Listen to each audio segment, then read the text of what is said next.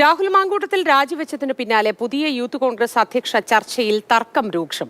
ഏറ്റവുമധികം വോട്ട് നേടി വൈസ് പ്രസിഡന്റായ അബിനെ അധ്യക്ഷനാക്കണമെന്ന് ഐ ഗ്രൂപ്പ്. അഭിജിത്തിനായി വാദിച്ച എ ഗ്രൂപ്പ്. പുതിയ യൂത്ത് കോൺഗ്രസ് സംസ്ഥാന അധ്യക്ഷൻ ആരാകണം എന്നുള്ള കാര്യത്തെ ചൊല്ലി സംസ്ഥാനത്ത് ഒരു തർക്കം നിലനിൽക്കുന്നുണ്ട്.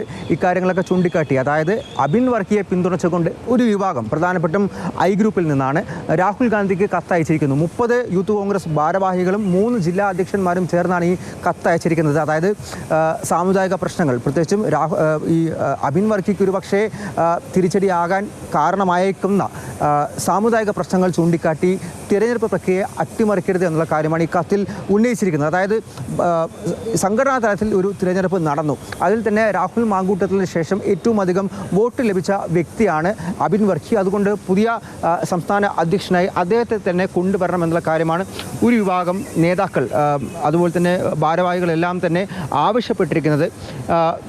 ബിനു ചുള്ളിയിലിനും അതുപോലെ KM അഭിജിത്തിനും ഈ സ്ഥാനം നൽകണം എന്നുള്ള കാര്യം ആവശ്യപ്പെട്ടുകൊണ്ട് ഒരു മറുവാദം കൂടി ഉന്നയിക്കുന്നുണ്ട്. ബിനു ചുള്ളിയിലിന് KC വേണുഗോപാലിൻ്റെ ഒരു പിന്തുണ കൂടിയുണ്ട്.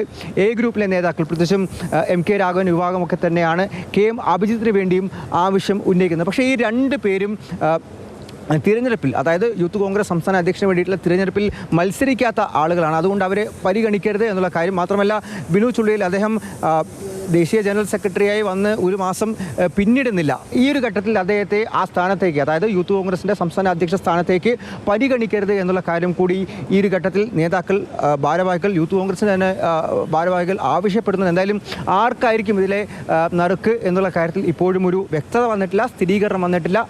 3 പേർക്ക് വേണ്ടിയിട്ടുള്ള ചടവേലുകളും എന്തായാലും സംസ്ഥാനം കേന്ദ്രീകരിച്ചും ഡൽഹി കേന്ദ്രീകരിച്ചും നടക്കുന്നുണ്ട് എന്ന് തന്നെ പറയാൻ സാധിക്കും.